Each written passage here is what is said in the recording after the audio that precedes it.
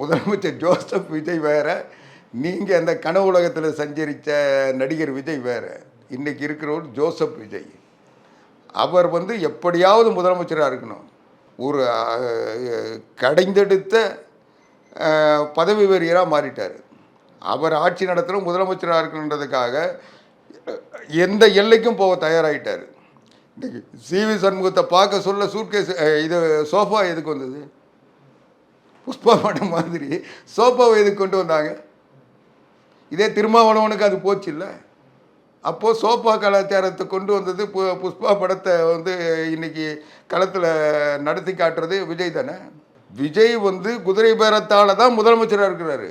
நீங்கள் வந்து நான் தயங்கியோ பயந்தோ சொல்ல, சட்டப்படி குதிரை பேரம் நடத்தி தான் விஜய் வந்து வாக்கெடுப்பு வெற்றி பெற்றிருக்காரு. பொதுச் செயலாளர் சிவி சண்முகம் அதை தான் சொல்கிறாரு. பொதுச் செயலாளர் எடப்பாடி பழனிசாமி தான், அதை நாங்கள் ஏற்றுக்கிறோம். ஆனால் விஜய்க்கு நாங்கள் வாக்கு கொடுத்துட்டோம், காசு வாங்கிட்டோம், பதவி பேரம் பேசிட்டோம், அதனால் நாங்கள் அவரை ஆதரிக்கிறோம். இது என்ன வகையான அரசியல்?